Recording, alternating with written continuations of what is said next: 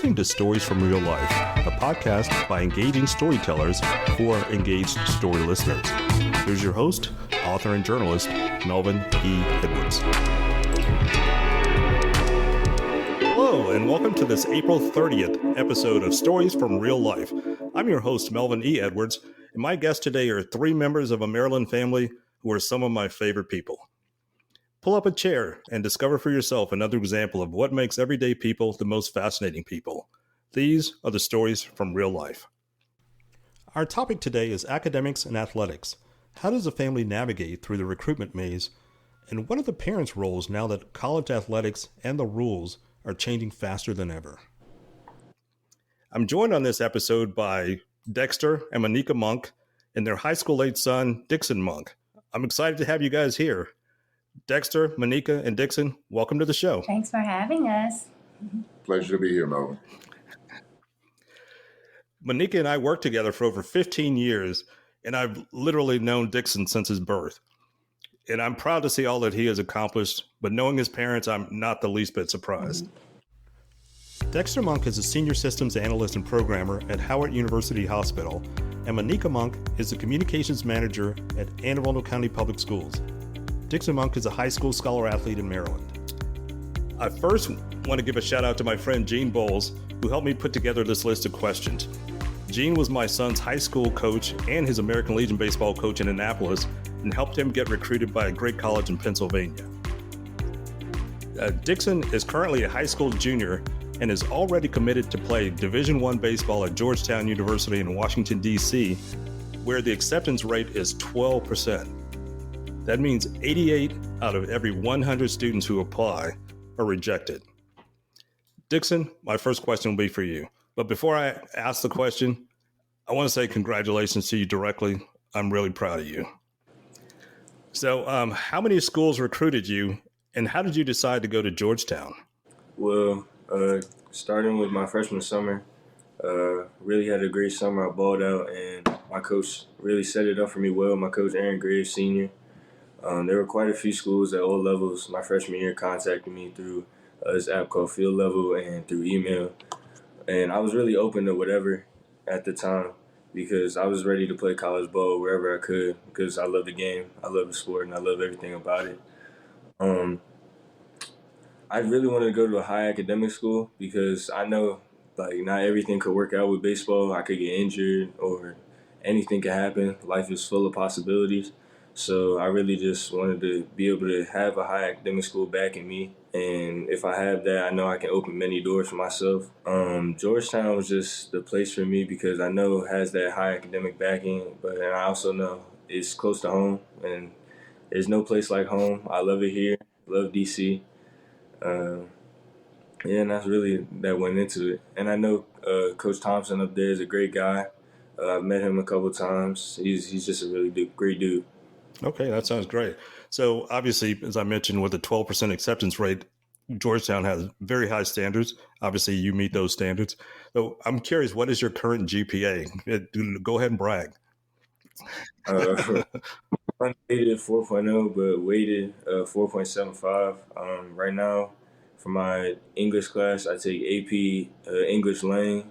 For math, I take AP Pre-Calculus. Science, I take chemistry honors, and I got a couple other honors classes I take. Okay. So you mentioned your one coach who helped you after your freshman year. So how involved were your travel in high school and your other coaches in the process for you? My head coach at Riverdale, Coach Aaron Graves, has been with me every step of the process. I mean, since I stepped foot and put on a Riverdale uniform, he's been with me contacting schools day in, day out, and doing the most for me. Another one of my coaches, Coach Bob, helped me along the way. He left Riverdale last year, but even when his 2 years I was with him, he helped me a lot to contact schools and other things like that. Last summer, I met a coach, a guy named Eric Crozier. He helped me a lot along the way. He introduced me to a high level of baseball at WWBA and just really opened a bunch of doors for me. Another coach I met last summer, my guy, Coach Brad, for the DC Grace. He's a good friend of Coach Thompson and really relayed the message to Coach Thompson up at Georgetown that this is the guy you need to have on your roster. Nice. All right. So when did it finally begin to make sense to you why your parents emphasized academics so strongly all along the way? This has been with me since day one. I mean, if I ain't come home with good grades, who knows what'll happen. I see my brother come home with 1C when I was young. I just knew that. Throwing Junior under the bus. He knows what happened. So. Never see again. But yeah, academics has just always been a big thing from both my parents because they know the struggles of not having high academics, but they both achieved a lot in their lives and have been to big places from their families. My dad going to college from his family was a big thing for him, and my mom as well. So really just trying to strive to, because I know they want me to be better than them, trying to strive to do that has helped me a lot. Okay. All right. So my next set of questions are for the parents. So you're a black family, and black athletes have tended to shy away from baseball in recent years. I looked up the statistics yesterday and discovered that only 6% of Division I baseball players are African Americans right now. And there are only 12 black NCAA Division I baseball coaches in America, and one of them happens to be at Georgetown University, where Dixon's going. Did that play a part in the recruitment with Coach Edwin Thompson? I think for me, initially it did not, but once we got into the process, I definitely saw some things that reminded me of why he went to the high school he went to. When we found out, or when I discovered, or when I could see that Dixon could actually play this sport, I wanted the best for him. So, we chose a travel team, Bowie, Maryland, which we knew had the facilities that we wanted as far as the fields, and it would have the coaching that we wanted as far as ex-college players that were now head coaches and things of that caliber. Being a black kid, I don't know if it was that he wasn't welcomed as much, because I think he was welcomed, but the opportunity for him was kind of limited, I thought. I didn't think that the black kids got to explore all the positions. I think they got designated 2 positions. And, that kind of made our decision between him going to DeMatha and him going to Riverdale really come to light. He needed a change of environment. He had already performed very well academically in Anne Arundel County Public Schools. STEM program, great program out there in Edgewater. And we just felt it was time for a change. And then we look at the academics at Riverdale, and we thought it's probably the best place for Dixon.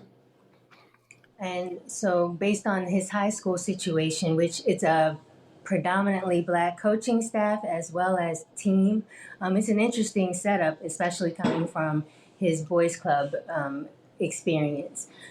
So having this experience right now on a predominantly black team where he's getting high academic support in the classroom and then high athletic development on the field, we didn't think we would have a situation like this ever again because of the numbers you've mentioned as he progresses in the sport.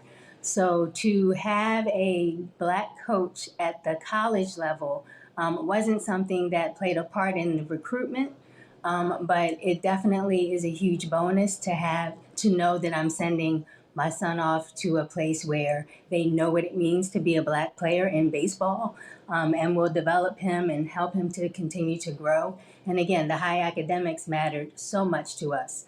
So to be able to combine that and for him to just be 38 minutes away. Roughly, right?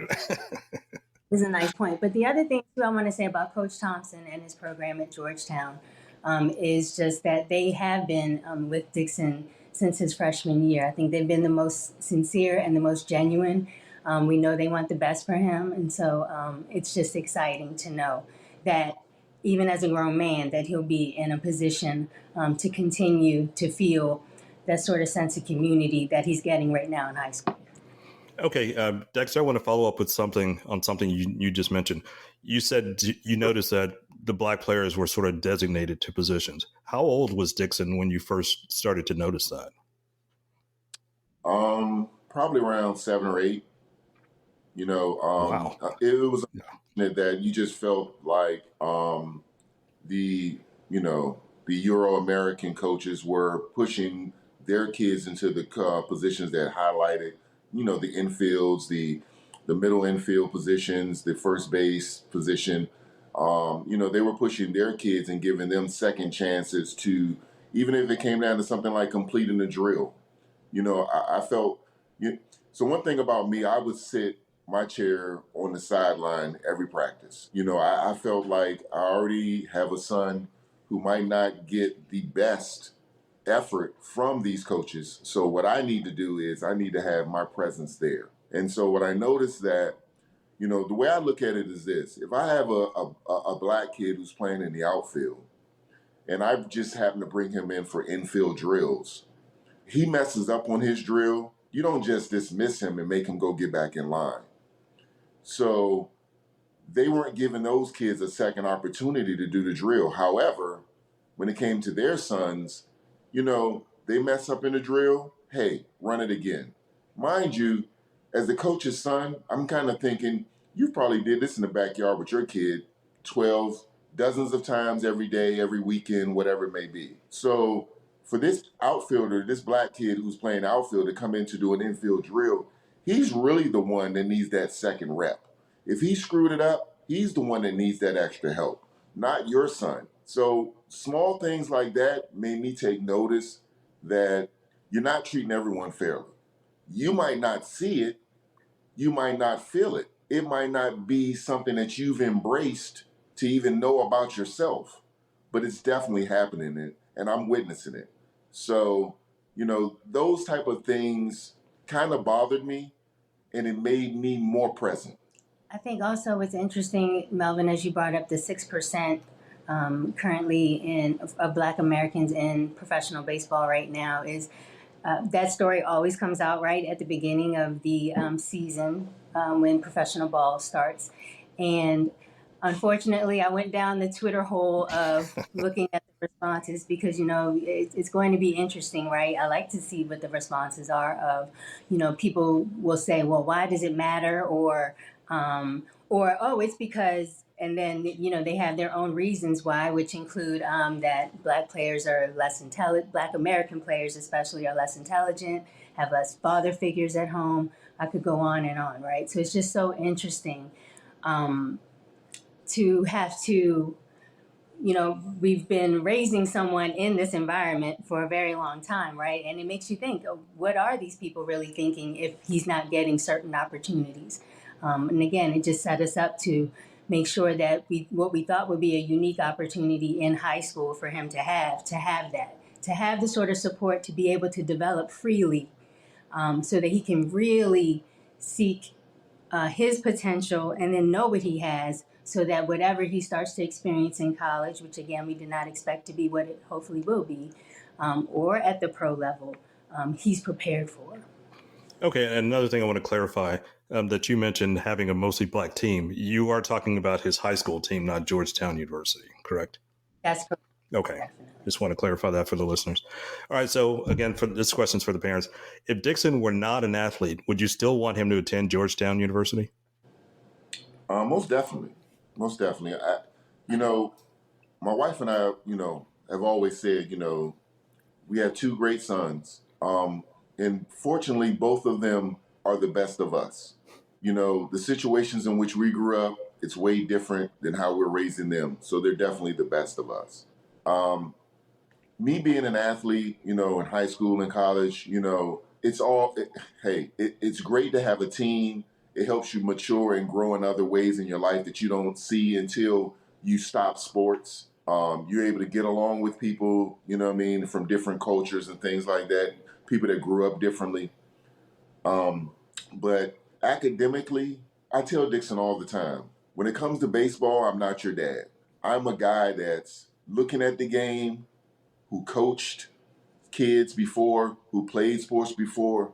But when it comes to academics, I am your dad all day long.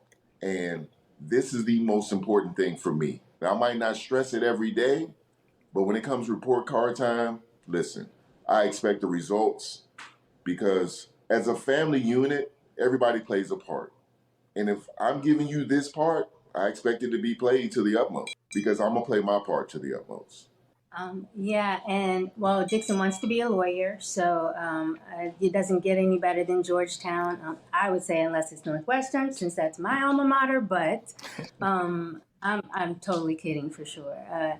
He works hard in the classroom, so the whole point of him working hard in the classroom and trying to instill that in him, quite frankly, is so that he would have the option. He would be able to choose. We want him to be able to have limitless options and make the decisions for his future. So he's done that as far as I'm concerned. So the aim was always for a high academic institution. Georgetown fits the bill. It's a great fit. And again, only 38 minutes away, which I'm really thankful. Get to go to every game. Well, every home game anyway. Yeah, like I didn't think that would be the case. And so it's really exciting. That's really nice. That, when we went to the campus, Georgetown presented a lot. Even though it's in D.C., it was just something about it that just made it seem like it's far away, even though it's only 40 minutes away from our home. But the way they have you secluded on that campus, and I mean, hey, looking out at the water towards Virginia, it looks really good, but you don't feel the presence of the city. You feel like I'm away at college. I could be in the middle of nowhere, but they give you that we're here for business. And there's no need to walk outside of these doors or outside of these walls to go and get tested by anything else. Stay right here, learn, and be one of the best citizens you can be academically in America. All right. So, Maneka, this is directed at you specifically. One of the things that I've always admired about you is your emphasis on making sure that Dixon and your older son, Dexter Jr., were always preparing for the next level. And I learned a lot from you. I just want to say that to you directly. So when did Dixon start taking baseball seriously to make it to the next level? You're asking me this, but that might be a question for his dad as well. Okay. Just because athletically, I definitely feel like Dad's been at the forefront of that part of the development. But in terms of mindset, which is where I think I do come in, is I've just always wanted them to always just try their best. If it was taking out the trash, I want you to do your best at it, because you will have to do it again if you don't do it right. So, I mean, I think where I come in terms of mindset. So if it's something you think you love or like, pursue it with all you got. Why not? You have nothing to lose in doing that. And in doing so, I'm a very competitive individual too, which is, I think, is where that comes from. My husband and I met playing football, so not on the same team. I want to clarify. Not on the team. So I think that competitive nature feeds into everything that I do, and have tried to instill in the boys. So again, I think if you don't want to do something again, do it right the first time. That can create almost a perfectionist complex, which I didn't want necessarily in the boys, because nobody can be perfect. But now it's their point as they mature to find the balance of, okay, well, what can I do? What can I push to the limit? Take risks. Know that it's okay to take that risk to fail. In my pursuit of being the best, or being the best that I have to offer. So that's what's been important to me. So I would say at a very early age, he did that. And you want to balance it with fun. So when he was younger, it was so funny because, especially when he was really young, we weren't sure he was that coordinated. We were like, uh-oh. We weren't sure who we were dealing with. Oh, he's rolling his eyes. But Dixon, it's okay. This isn't the first time I've heard this story. He was like 3, and I was like, uh-oh. And I was a dancer. I was like, oh, man, boy, who am I dealing with? Who is this kid, right? And he was like 3, so seriously. But he was picking up a baseball then.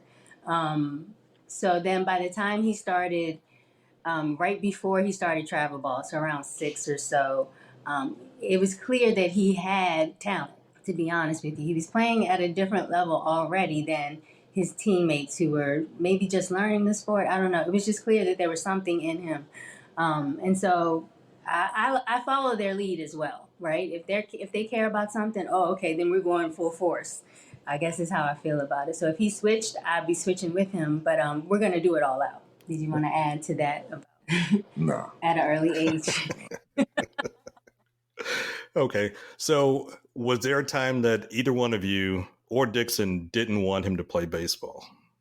I'm gonna start, and then they can jump Okay. in. But I don't think there's been a point in time. I just don't want it to ever not be fun, or him to forget the fun, or to forget the love. Right? This sport is very difficult. It's mentally taxing, as are many, especially if you want to perform at a high level. But I don't ever want him to forget the love, right? So even when he's having a really rough day, I need him to say he loves it still. And then I know, right? Okay, it's just a rough day. We can get through this. But if it ever becomes a point where he feels that way, then I would feel that way for him in terms of not wanting to play or having to consider that. Because those rough days can be really rough and make you feel that way. And the sport, as many, if you put all your love into it, sometimes it doesn't love you back the way you want it to. So it doesn't feel like you want to keep going. But a lot of times I do try to remind him to just keep pushing.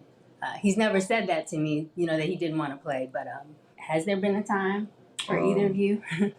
I think that there was like a 2-week period when maybe he was around 10 or 11 where it was a lesson learned for me and for Dixon. The lesson for me was I was using the wrong word, I think, to try to motivate my kid. I used the word lazy, which I shouldn't have used.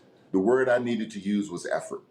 And I think that once I started using that word, it brought him along, and it gave us that type of understanding that I'm not here to put you down.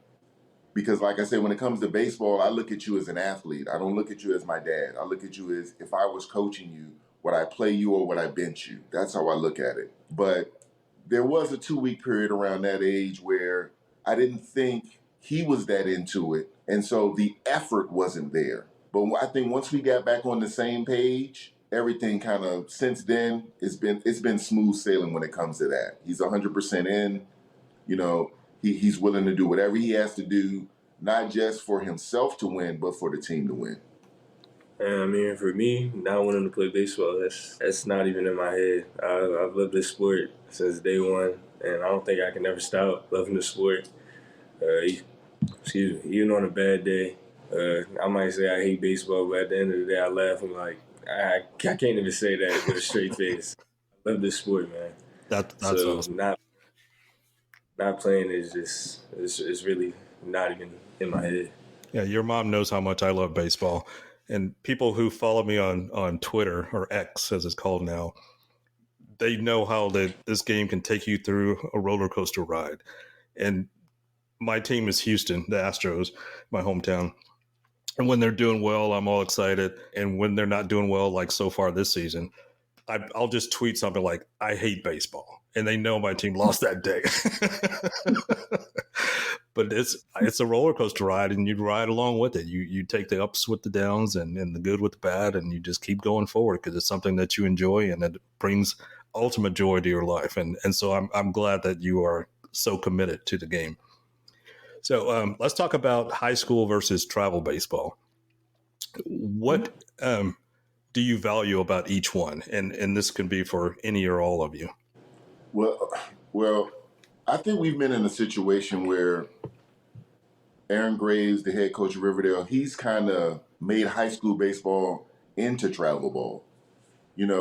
For example, this season, 3 trips, Memphis, Myrtle Beach, Chattanooga, all within the season, to start the season, midway through the season, and to end the season.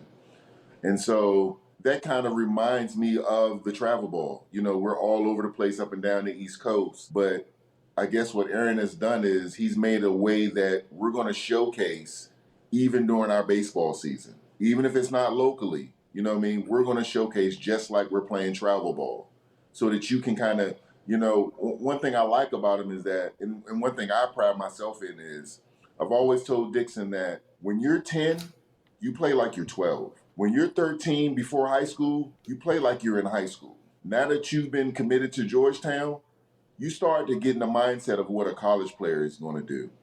And so what Graves has done is he's kind of incorporated that into the regular season and made, because travel ball is the closest thing you can get to actually playing pro baseball or minor league baseball, because you're on the road, you're being a professional.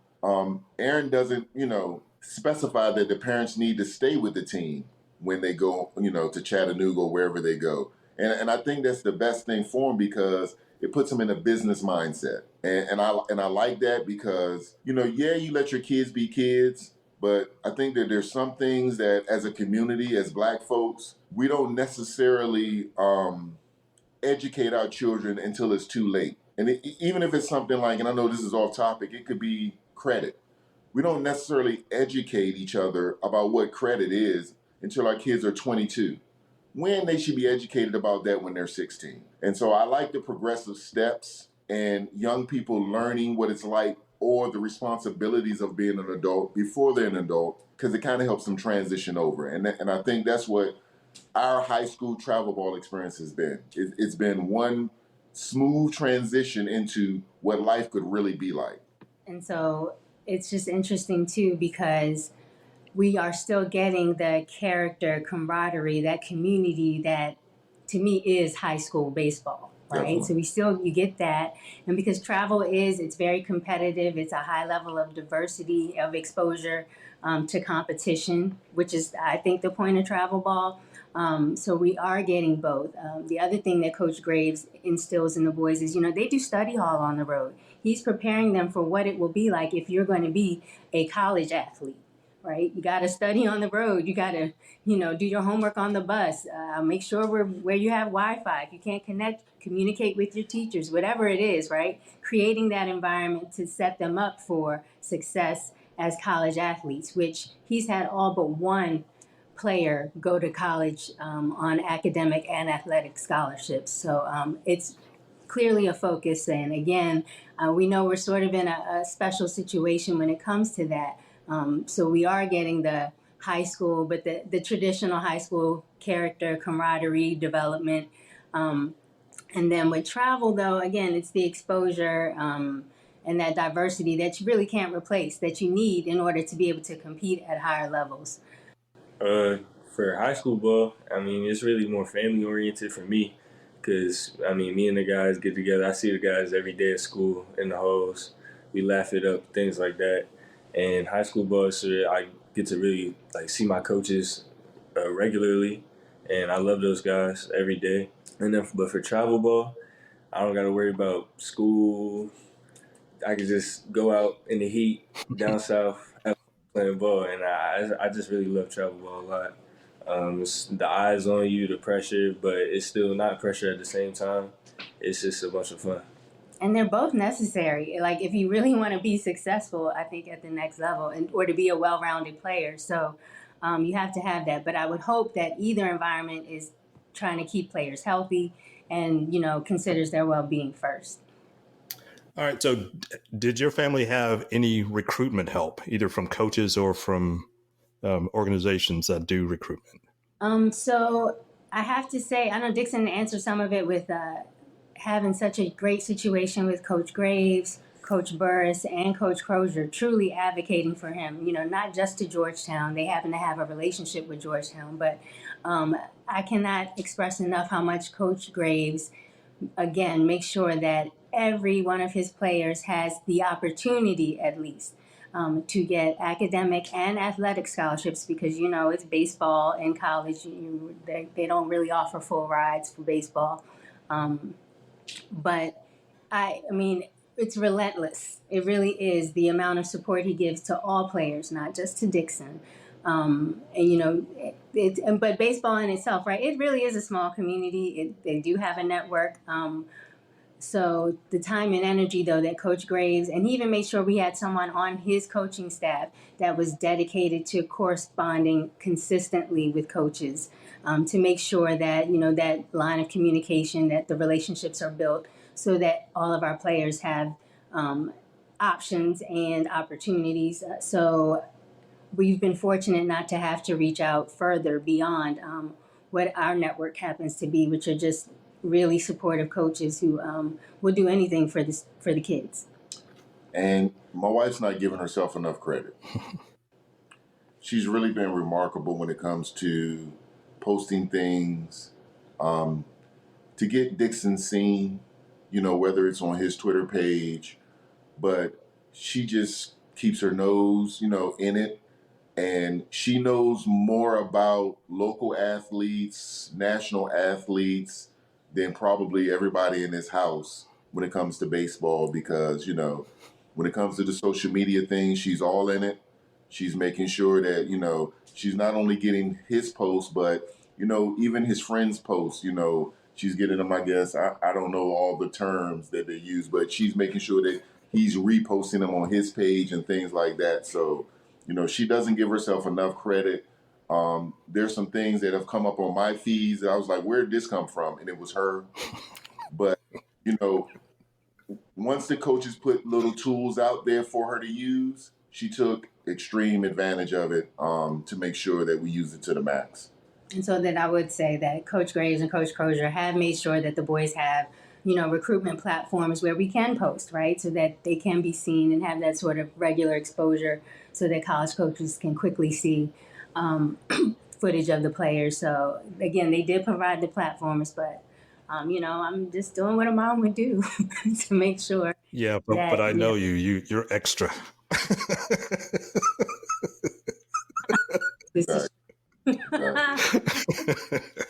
Well, I want to explain something to the audience here. You mentioned baseball scholarships, and I want to explain how it's a little bit different in NCAA. So there are two, as far as I know, two different groupings. There's head count sports, and then there are equivalency sports. And baseball is an equivalency sport where Division I believe now it's 12, the equivalent of 12 scholarships for a roster, and they're generally divided among a roster of 35 players. So unless you're about to become a top of the first round draft choice, you're probably not getting a full scholarship. You're going to get a partial scholarship, and that's where the academics come in. If you're a good athlete and a good student, you're going to get scholarship money for sports and for academics. And so that's where that combination comes in. Whereas the headcount sports are football and basketball and a couple of others, where if you're a scholarship athlete on that team, you get a full scholarship. So that's the head count. So if you got 40 full scholarships, 40 players on that team, they're all getting a full scholarship. So that's one of the differences between baseball and football and basketball. And sometimes we talked about the lack of black players in Division I. Sometimes that's part of the problem. Like if you go to a school that costs $40,000 a year and you're getting a $10,000 scholarship, that's still $30,000. You've got to figure out a way to make up the gap. Right. And then there are NAIA schools that, are more financially supportive, right? But, you have to weigh that with, whatever desires you have in a school, if it can meet that as well. So. Right. All right. So Dexter, you played college football. So was there ever a time that you wished Dixon had chosen football instead of baseball? So I love baseball, although I played football. I grew up in Southeast DC where there weren't chances for me to play baseball. Football, I think, in our urban areas has always been the cheaper sport to push the kids to. You buy equipment, you can recycle that equipment for 10 years. You can have a kid wearing shoulder pads, different kids wearing shoulder pads for a decade. Baseball being a more expensive sport, you're not necessarily passing down gloves and bats. And they get expensive.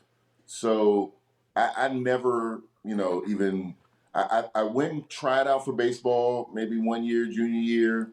I really couldn't hit. But what I later realized in life was that, this is something that you need to pick up early. Also, I want to say that baseball is a father-son sport. People don't understand it when you say it, but it's really in the backyard, playing catch, different angles that you're throwing the ball from, having conversations while playing catch because it's such a cerebral sport. So I never felt any kind of way.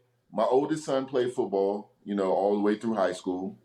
So I never felt any kind of way about him playing baseball because I love baseball. I mean, I'm a big-time Yankee fan, so I've always loved baseball, but I never I was never able to get into it from the ground up, as a young kid. And like I said before, once I saw that his hand-eye coordination was built for this sport, it was a no-brainer. It wasn't even an afterthought. I never wished that he could play football, and I always said that if he did play football, he'd only be playing quarterback. So that's how that went. Yeah, baseball is a tough sport. Well, it's a tough sport when you start at any age. It's really a tough sport when you don't start until you're a teenager. My son played travel soccer and just played rec baseball, so just a few games a year until he was 14. And the summer before going into high school, he decided he wanted to play baseball. And I think partially he decided because he thought that's what I wanted for him. He was not passionate about baseball, but he was good at it. And he started playing the summer before high school. He made his high school team, was recruited. He still wasn't passionate about it, but he wanted to follow through. And I emphasized to him that pick a school where you would go if you were not an athlete. Don't go to school just because you like the coach, because the coach may not be there that long, and you could get injured. And then what are you going to do? All of those things happened. We had to experience all of those things. So right before he went to college, he broke his leg, and then he tore his rotator cuff and had to have 2 surgeries. And so he never actually got to play a single game in college. He was on the team his freshman year, and wasn't ever cleared to play. Had surgery. Sophomore year, he played fall ball, the fall league, and then decided he wanted to focus on school. He was a mechanical engineering major, and he said it was having to put in all that work and then not playing. They were literally practicing like it was a job. They were like 30 hours a week of practice. And then he was an engineering major where they had 5 or 6 hours of homework a day. So he decided he couldn't do both. And it didn't surprise me because, like I said, baseball was not his passion. He played it because he was good at it. And so I'm really glad to hear that that's Dixon's passion, and he's also good at it. So the combination of those two things together should take him far. And since he's still just an 11th grader, you still have 2 more summers before you go off to college, Dixon. Do you anticipate keeping the same kind of summer schedule that you previously played? This summer I'm going to play for Express again with my coach Eric Crozier. But definitely during my senior summer, I'm going to get in the collegiate fall league and really adjust myself to college baseball so I can be ready first day on campus, ready to ball out for Coach Thompson. And that's the point, right? We're not delusional about what it's going to require, not only to play at the Division I level, but to play any sort of level of college baseball. The amount of talent that exists at the collegiate level, as well as just the physical expectations. They're different, they're bigger, they're faster, they're stronger. Everything is elevated and probably 10 times what he's experiencing right now, and he needs exposure to that. So it's nonstop. He'll be in the gym nonstop as well with his trainer, Selton Hodge. Shout out to Selton, Elite Zone Fitness in Temple Hills, Maryland. Selton's wonderful with him. So he'll be working really hard, but he'll also be taking some college level online courses because that doesn't stop either. No sleep for you, Dixon. All right, I just have a couple of questions left. So, Dixon, this is for you specifically. So, what has it been like for your high school team this spring? And have you noticed any additional pressure to prove anything? Or are you more relaxed because your recruiting process is already behind you? This spring, we got a younger squad this year. So, really, and I mean, it's going to be the squad for the future. So, we're really trying to adjust to that. But it hasn't been as bad as I thought it would be. It's definitely taking a positive turn, which I'm happy about. And then for any additional pressure, really, I like to prove myself that I can do certain things. And because I know there's high expectations around me, things like that. And if I don't meet them, I kind of disappoint myself, and I don't ever like to do that. So really the additional pressure part, it always plays a part in my game. But I mean, as I've grown older, it's it hasn't been in the forefront of my mind as much. And then I definitely am more relaxed because I don't have to email coaches constantly anymore. I don't have to worry about how I play in front of this coach because I know at the end of the day, I got my guy Coach Thompson up at Georgetown. All right. So this is the final question, and it's for all of you. So what's been the most unexpected part of the recruiting process for you? For me, I did not expect him to commit to a school so soon. I thought we had a little bit more time. I thought he would at least get to play his junior season before we really started to have to weigh the decision a bit more. I'm grateful that it has happened the way that it has. I just didn't expect it to go this way. I don't know if I agree with him about the pressure and the recruitment. You know, on the outside looking in, I did want him to play a bit more freely, knowing that he had a home, right? That he didn't have to think about so much. He works so hard. He continues to do that. But I do think that there's pressure for him to want to keep it, right? Or he's developing also as well. The mental part that you don't always see in the development is definitely I see happening. But it weighs into the recruitment process, as I explained. I just think he knew going into junior season before he committed to Georgetown that this was going to be a big season, right? I would hear him say, "Man, this is going to be a big season. There's certain things I have to do." And to be honest, he had such a great sophomore season that I wondered if the expectations of that, right, building on that also played into certain things. But to get recruited based on that sophomore season, essentially, and of course, and the other bodies of his work, to get recruited based on that and his sophomore summer says a lot. And he has a lot to be proud of. But again, I just didn't expect it to happen so soon. I thought we had a little bit more time to really weigh options and to see if I could get Northwestern in there. But it's all good. It's too cold to play baseball in Chicago. One more plug, right? I really didn't want him to be playing in the cold, but it's all, yeah. And so that's just that. He's been prepared. He's been working hard to be a part of this process. So I was never worried about how it would play out. Just, again, the when is what shocked me. For me, I kind of think it went as expected. Because the way I put things in perspective is I like to do things in my mind 3 to 4 years down the road. And I felt like everything that we were doing outside of what the team was doing was going to have him ready, and he was going to be able to display things, whether it was just his IQ on the field or, his strength, whatever, his awareness, whatever, he was going to be able to display what a college athlete is supposed to embody.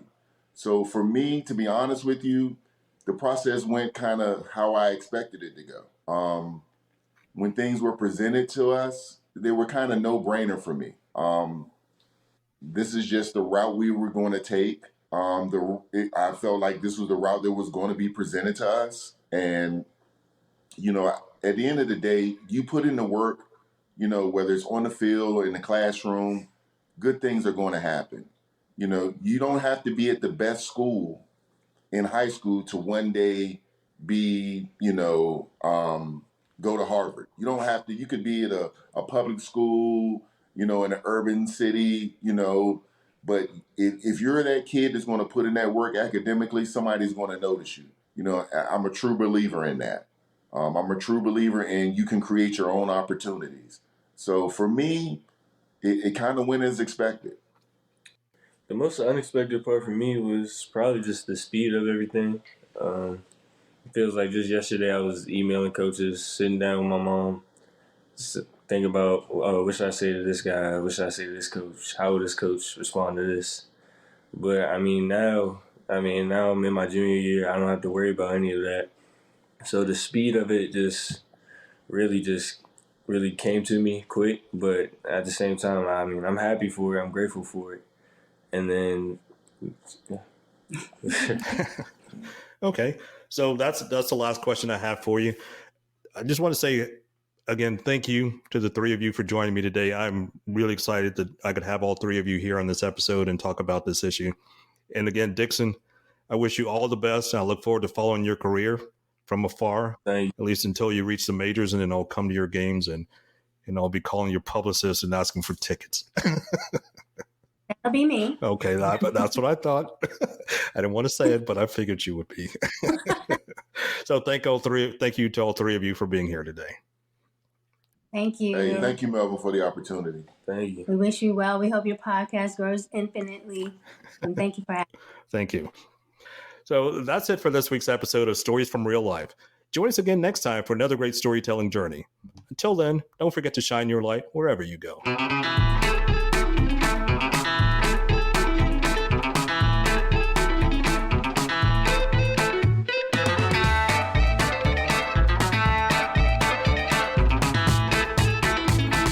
That was Stories from Real Life with your host, Melvin E. Edwards.